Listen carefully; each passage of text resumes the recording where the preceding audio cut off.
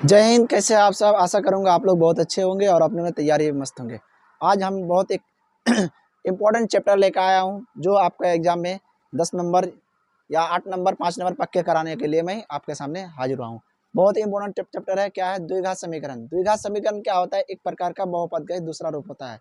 बहुपद पिछले दिन हम लोग बहुपद का क्लास कर रहे थे। बहुपद में क्या कर रहे थे हम लोग? सब सेम चीज होता है। बहुपद में क्या बराबर नहीं होता है। यहाँ पे बराबर का बात करेगा। बराबर मतलब क्या? कोई भी चीज दिया रहेगा, चर राशि दिया रहेगा, उसके साथ बराबर रहेगा। बराबर रहेगा तो क्या समीकरण, बराबर नहीं रहेगा तो बहुपद। उसी का सेम चीज इसमें क्या होता है? लागू होता है। ठीक है, तो हम लोग क्या करेंगे आज का चैप्टर में हम लोग शुरू करेंगे। एक एक चीज को बेसिक के साथ समझेंगे। आज से जो पार्ट 1 पार्ट 2 पार्ट 3 करके मैं थ्योरी एंड इंट्रोडक्शन क्लास खत्म करूंगा। उसके बाद मैं आपको सही तरीके से उसके साथ उसका एग्जाम्पल भी करा के आपको किताब की ओर लेके चलूंगा, जो आपका एग्जाम में 100% काम आने की संभावनाएं हो जाती है। ठीक है, अब मैं क्या करूंगा, क्लास को शुरू करता हूँ। क्या है? द्विघात समीकरण। द्विघात समीकरण चैप्टर है जो आपका कक्षा 10 का कितना, कक्षा 10 का कितना 4 चैप्टर माना जाता है। 4 मतलब 4 नंबर सीरीज है। ठीक है, हम लोग क्या करेंगे, एक एक चीज को हम लोग यहाँ पे बारीकी से समझेंगे और आगे बढ़ेंगे। क्या लिखा हुआ है? चर राशि। चर राशि मतलब क्या होता है? आपको तो बताया था क्या बहुपद में। तो चर राशि क्या होता है? जिसका मान निरंतर बदलते रहता है, मतलब जिसका अस्थायी मान नहीं होता है, उसका हम लोग क्या कहेंगे? चर राशि कहेंगे। मान लीजिए अगर x का मान हम लोग क्या, कोई भी समीकरण बनाने के लिए, कोई भी चीज बनाने के लिए x का मान हम लोग कुछ भी मान सकते हैं। 0 1 2 3 4 5 6 7 8 9 10, मतलब कहने का x का कोई पर्सनल मान नहीं होता, अपना मान नहीं होता है, जो उसके लिए सब टाइम यूज कर सकते हैं। मतलब हम लोग जैसे जैसे जरूरी पड़ेगा हम लोग ऐसे इस्तेमाल कर सकते हैं। ठीक है, x जैसे वैसी राशि जिसका मान निश्चित नहीं होता है उसे चर राशि कहते हैं। जिसका मान निश्चित करने का मतलब उसका मान 100% कोई नहीं है, लेकिन हम मान सकते हैं। यहाँ ई ले लेंगे तो इससे हमारा काम निकालने के लिए हम लोग किसी का भी इस्तेमाल करेंगे। ठीक है, जैसे जैसे में क्या ले ABCD का अक्षर ABCDEFG XYZ, जहाँ क्या लिखा हुआ है? ए का मान 0 1 2 3 4 5 6 7 8 इनफिनिट तक चलते जाएगा। बी का मान भी उसी तरह, सी का मान भी उसी तरह, कहाँ तक XYZ का मान भी तुम्हारा क्या हो जाएगा? 1 से लेकर या 0 से लेकर 1 2 3 4 5 6 7 8 9 तक चलते जाएगा। ठीक है, अब हम लोग क्या करेंगे, जब चर राशि समझ में आ गया तो हम लोग अचर राशि की बात करते हैं। अचर राशि क्या होता है? अचर राशि होता है जिसका मान निश्चित रहता है। जैसे मान लीजिए आप क्या x का मान कुछ डाल दिए, 1 2 3 4 5 6 7 8 9 10, लेकिन आप बोलिएगा जहाँ 0 के बदले कुछ डाल देंगे, 0 के बदले 0 नहीं डालना पड़ेगा, 1 के बदले 1 ही लेना पड़ेगा। अगर आप किसी से लेन देन करते हैं, बोले 1 टका लीजिए उसके बदले 0 टका दीजिए, कभी होगा? कभी नहीं होगा। 1 टका लिए हैं तो 1 टका घुमा के देना पड़ेगा। ठीक है, इसलिए क्या होता है? उसका मान फिक्स रहता है। तो क्या इसका परिभाषा अगर देखेंगे तो अचर राशि इंग्लिश में मतलब कांस्टेंट। वैसी राशि जिसका मान निश्चित होता है उसे अचर राशि कहा जाता है। ठीक है, निश्चित मान मतलब हम लोग क्या है, उसका मान फिक्स कर लिए। 0 तो 0 ही होगा, 1 तो 1, 2 तो 2, 3 तो 3, 4 का 4, 5 का 5, 6 6, 7 7, 8 8। ठीक है, उसका मान हम लोग कोई चेंजिंग नहीं कर सकते, जब मान के इतना देंगे। लेकिन चर राशि वाला मान को हम लोग क्या कर सकते हैं? अपने मन से मान भी सकते हैं, मन हटा भी सकते हैं। जरूरी पड़ेगा तो जैसा जैसा जरूरी पड़ेगा वैसा हम लोग कर सकते हैं। ठीक है, अब आते हैं हम लोग क्या, घात या डिग्री। डिग्री बहुत बार पूछा जाता है, घात बहुत बार पूछा जाता है। चाहे आप बहुपद में पढ़िए या फिर द्विघात समीकरण में पढ़िए, आपको घात पूछेगा, 1 नंबर आपका आएगा। ठीक है, घात मतलब क्या होता है? किसी भी चर राशि या चर राशि का गुणनखंड। गुणनखंडों की संख्या क्या कहते हैं? घात कहेंगे। किसी भी चर राशि का घात पूछ सकता है, गुणनखंडों की संख्या का घात पूछ सकता है। ठीक है, अगर मान लो जैसे हम लोग बहुपद में पढ़े हैं, क्या वास्तविक संख्या में कोई भी संख्या दे दिया, बोल रहा है 2 का घात बताइए, 3 का घात बताइए, तो हम लोग क्या किए थे? आभाज्य गुणनखंड में तोड़े थे। तोड़ने के बाद जो जितना बार आया है उसको बार पावर चढ़ा दे। पावर चढ़ाने के बाद क्या बोले उसको हम लोग? इसका घात है, 2 का घात इतना है, 4 का घात, 6 का घात इतना है। ठीक है, आशा करूंगा आपको समझ में आ रहा होगा बात को। तो हम लोग क्या लिखे? किसी चर राशि या अचर राशि के गुणनखंडों की संख्या को क्या कहा जाता है? घात कहा जाता है। चर राशि बोलिए या फिर अचर राशि बोलिए, इसका गुणनखंडों की संख्या को क्या कहेंगे हम लोग? घात कहेंगे। जैसे बोल दिए अगर x गुना x, मतलब x कितना बड़ा है? 2 बड़ा है, तो यहाँ पे x पे पावर 2 हो गया ना, यही हो गया क्या हो गया? घात। ठीक है, यहाँ 2 गुना 2 पे पावर 2 आ गया, तो यहाँ 2 कितना ये हो गया? घात। ठीक है, x पे पावर 1 और x पे पावर 2 मिला के क्या हो गया? x पे पावर 3 हो गया, ये हो गया क्या हो गया? घात। यहाँ हो गया घात। ठीक है, मतलब कोई भी संख्या रहेगा, कोई भी चर राशि पर रहेगा या चर राशि पर रहेगा, कोई भी अगर चढ़ा हुआ रहेगा ऊपर में, या गुणनखंडों की संख्या जो बोलेगा उसी को क्या कहेंगे हम लोग? घात कहेंगे। ठीक है, जैसे 9 गुना 9, तो 9 के पावर 2 हो गया, तो यहाँ घात क्या होगा? घात का घात 9 का घात हो गया, 9 का घात हो गया 2। ठीक है, घात कहने का मतलब है जितना आप दिया रहे उतना उसको गुना करना है। अगर मान लीजिए आपको क्या 9 पे पावर 2 दिया, तो 9 गुना 9 करेंगे, 9 9 81, ना ही 9 गुना 2 करेंगे, 9 दूना 18 नहीं करेंगे, ये एकदम 100% गलत हो जाएगा। ठीक है, अब मैं क्या करूँगा, अगले से आता हूँ। गुणांक। गुणांक क्या होता है? कॉफिशिएंट। गुणांक इंग्लिश में होता है कॉफिशिएंट। यहाँ बोलता है क्या, चर राशि का गुणांक, ठीक है। चर राशि में कुछ रह सकता है, एक दो ए बी सी डी का अक्षर कुछ रह सकता है, उस पर पावर कुछ रह सकता है, ठीक है। तो हम लोग क्या गुणांक में से एक नंबर आपको पूछे जाने की 100% संभावना है, ठीक है। आप लोग देख के जाएंगे।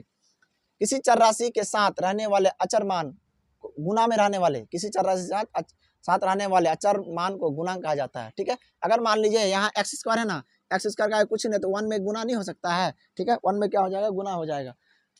यहाँ देखिए गुना में है, यहाँ देखिए कुछ नहीं तो क्या होगा, अगर देखिए तो x गुना 1/2 प्लस में क्या 4 कर सकते हैं ना, ठीक है।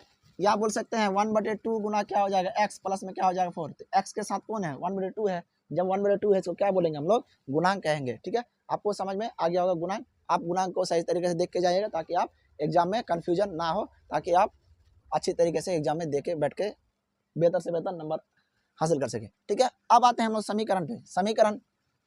समीकरण तो बताए ना, जो बहुपद में क्या होता है, बहुपद में क्या बराबर नहीं रहता है, समीकरण बराबर रहेगा। बिना बराबर का समीकरण बनबे नहीं करेगा, बराबर रहेगा। बराबर के इधर कुछ आना चाहिए, 0 आए चाहे 1 2 3 या कोई भी चर राशि या अचर राशि आए, कुछ आए उससे कोई फर्क नहीं पड़ने वाला है, लेकिन आना चाहिए क्या, बराबर आना चाहिए, ठीक है। अब देखिए यहाँ पे जैसे लिखा हुआ है, क्या लिखा हुआ है, समता। समता मतलब क्या होता है, समता मतलब बराबर। बराबर के उस कथन को समीकरण कहा जाता है जिसमें कम से कम एक गो चर होना चाहिए। समीकरण होने के लिए कम से कम एक गो चर 100% होना चाहिए, ठीक है। अगर बिना, जैसे आपको बहुपद में क्या बिना चर का क्या होता है, बहुपद नहीं बनता है, उसी तरह हम लोग क्या इसमें क्या देखेंगे, बिना चर का और बिना बराबर का क्या नहीं बनेगा, समीकरण नहीं बनेगा। उसमें बराबर नहीं था, इसमें बराबर है, यही अंतर है और कुछ अंतर नहीं है, ठीक है। यहाँ जैसे 2x अगर मान लो बराबर हटा दिए तो क्या बन गया, बहुपद बन गया। बराबर 0 डाल दिया या बराबर के 1 डाल दिया तो क्या बन गया, समीकरण बन गया। 4x² बराबर 0, ये हो गया। 2x + 9 बराबर 0 हो गया। x की पावर 3 प्लस 4x - 9 ये हो गया, समीकरण हो गया। बराबर 0 है, यहाँ y भी डाल सकते हैं तो क्या हो गया, बराबर, बीच में बराबर है ना, यहाँ बराबर है और 4x² है, क्या हो गया, एक प्रकार का समीकरण हो गया। कहने का मतलब बिना बराबर का आप समीकरण ना बोल सकते हैं और बिना चर राशि का समीकरण नहीं हो सकता है, ठीक है। अब हम लोग क्या करते हैं, समीकरण का प्रकार का, समीकरण का वर्गीकरण करते हैं। कैसे समीकरण वर्णन करेंगे, लिखेंगे समीकरण के प्रकार। समीकरण मुख्यतः 2 प्रकार का होता है। समीकरण हम लोग क्या मेनली क्या 2 प्रकार से बांटेंगे, जैसे एक घात के आधार पर, एक क्या होगा, चर के आधार पर। तो घात के आधार पर मतलब क्या कह सकते हैं, इसमें 1 घात रहेगा, 2 घात रहेगा, 3 घात रहेगा, 4 घात। 1 घात मतलब क्या है, एक पावर 1 रहना चाहिए। 2 घात मतलब क्या, पावर 2 रहना चाहिए। 3 घात मतलब क्या, 3 पावर रहना चाहिए। त्रिघात, चतुर्घात मतलब क्या, पावर 4 होना चाहिए। हम लोग का चैप्टर के हिसाब से हम लोग द्विघात समीकरण को स्पेशली फोकस करेंगे, लेकिन इसके बारे में थोड़ा सा जानकारी हम लोग ले लेते हैं, ठीक है। जैसे क्या लिखा हुआ, घात के आधार पर, घात के आधार पर एक घाती बोलेगा या फिर रैखिक बहुपद बोलेगा। रैखिक बहुपद बोलेगा, बहुपद मतलब रैखिक समीकरण बोल सकता है, रैखिक बहुपद बोल सकता है, क्योंकि बराबर रहेगा समीकरण होगा, बराबर नहीं रहेगा तो बहुपद होगा, ठीक है। रैखिक बहुपद का अगर उदाहरण लेते हैं तो क्या 2x ये हो गया क्या, बहुपद। लेकिन समीकरण अगर लेते हैं क्या, बराबर 1 हो जाएगा, ये हो गया एक प्रकार का पावर 1 है, ठीक है। अगर बोल सकते हैं 9x + 3y बराबर क्या हो जाएगा 9, एक प्रकार क्या हो गया, द्विघात नहीं, एक घाती बहुपद या फिर रैखिक बहुपद बोल सकता है। जिसमें पावर 1 रहेगा उसी को बोलेंगे रैखिक बहुपद। रैखिक बहुपद का दूसरा नाम एक घाती बहुपद, एक घाती का दूसरा नाम रैखिक बहुपद, ठीक है। आशा करूंगा आपको समझ में आ रहा होगा बात को, ठीक है। द्विघात समीकरण, स्पेशल हमको द्विघात समीकरण पढ़ना है, लेकिन हम लोग क्या किया, थोड़ा सा उसके बारे में जानकारी ले लेते हैं, कौन क्या है, ठीक है। द्विघात समीकरण का पावर 2 रहेगा, सिंपल सा, बराबर 0। 4x² - x + 4 बराबर 0, ये तो हो गया द्विघात समीकरण। पावर 2 है, मैक्सिमम पावर 2 है, मैक्सिमम पावर 2 हो गया, तो क्या हो गया, द्विघात समीकरण हो गया, ठीक है। मैक्सिमम पावर 2 रहेगा द्विघात, मैक्सिमम पावर 3 रहेगा त्रिघात। जैसे त्रिघात समीकरण क्या है, जैसे 3x + 3 प्लस 4x, देखिए यहाँ पर पावर 1 है लेकिन यहाँ पावर मैक्सिमम पावर 3 है, बराबर 0, तो हो गया त्रिघात समीकरण। 9y पे पावर 3 प्लस y - 3y² बराबर 0। देखिए यहाँ पे पावर 2 है, 1 है, 3 है, लेकिन यहाँ पावर मैक्सिमम पावर को पकड़ना है, इसलिए क्या त्रिघात समीकरण हो जाएगा एक प्रकार। चतुर्घात में क्या होगा, x पे पावर 4 प्लस 9, ये तो हो गया चतुर्घात, बहुपद हो गया, ये बराबर डाल दिए 0 हो गया, ठीक है। मतलब पावर 3 रहेगा त्रिघात, पावर मैक्सिमम पावर 2 रहेगा द्विघात, मैक्सिमम पावर 1 रहेगा तो रैखिक बहुपद या एक घात बहुपद, मैक्सिमम पावर 4 रहेगा तो क्या हो जाएगा, चतुर्घात बहुपद हो जाएगा। अब हम लोग दूसरा तरीका क्या है, चर के आधार पर एक चर वाले बहुपद, 2 चर वाले बहुपद, 3 चर वाले बहुपद, 4 चर वाले बहुपद। लेकिन अभी तक हम लोग क्या, जितना भी हम लोग पढ़े हैं क्या, 1 चर 2 चर होता है, 3 चर हम लोग बहुत हायर क्लास का हो जाता है, जिसलिए हम उसको चर्चा नहीं करेंगे। एक चर का बहुपद क्या होता है, एक चर में बहुपद में क्या होगा, जैसे एक चर का समीकरण क्या होगा, जैसे हम लोग कक्षा 8 क्लास में पढ़ चुके, एक चर में जैसे आपको दे देगा 2x प्लस 3 बराबर 0, एक ही एक्स है ना। अगर बोल दिया 4y प्लस 3 बराबर 0, वाई सेम वाई है, एक ही वाई है, चाहे एक्स रहेगा एक ही रहेगा, पावर से कोई मतलब नहीं है, पावर से कोई मतलब नहीं है। एक्स रहेगा तो एक्स से एक्स रहेगा, वाई रहेगा तो वाई रहेगा, जेड रहेगा तो जेड पावर 2 रहे पावर 3 रहे से कोई फर्क नहीं पड़ता जब चर के आधार पर बोलेंगे। ठीक है, दो चर वाले में क्या होता है, जैसे एक्स प्लस वाई बराबर क्या हो गया 4, दो है ना एक्स और वाई है, 2x प्लस 4y बराबर क्या हो गया 3 हो गया। ठीक है, कहने का मतलब इस टाइप का उदाहरण दो चर वाले हो जाएगा। हम लोग क्या करेंगे, इसके बाद हम लोग दो चर वाले की समीकरण को पढ़ेंगे जो काफी इंपॉर्टेंट होने वाला है आपके साथ, इसलिए आपको इसका दो चर और रेखीय समीकरण से आपको 10 से 15 नंबर 100% पूछे, 15 नंबर कम से 15 नंबर पूछे जाने की 100% संभावनाएं हैं। ठीक है, उसको भी हम लोग क्या सही तरीके से पढ़ेंगे। आशा करूंगा आपको मैं एग्जाम तक 100% तैयारी कराने का कोशिश करूंगा, आप लोग मेरे साथ जुड़े रहेंगे तो और अपने तैयारी को बेहतर कराएंगे। ठीक है, 3 को 4 होगा तो x plus y plus z plus बराबर 0 हो जाएगा। ठीक है, मतलब x y z ABC MNO कुछ भी रहेगा, मतलब 3 को एबीसीडी का अक्षर रहेगा तो समझ जाइएगा 3 चर वाला बहुपद हो गया। और उस पर पावर हमको देखना नहीं है, पावर देखना कहाँ पर, जब घात के आधार पर बोलेगा तब पावर हमको देखना है। ठीक है, आशा करूंगा आपको समझ में आ गया होगा, और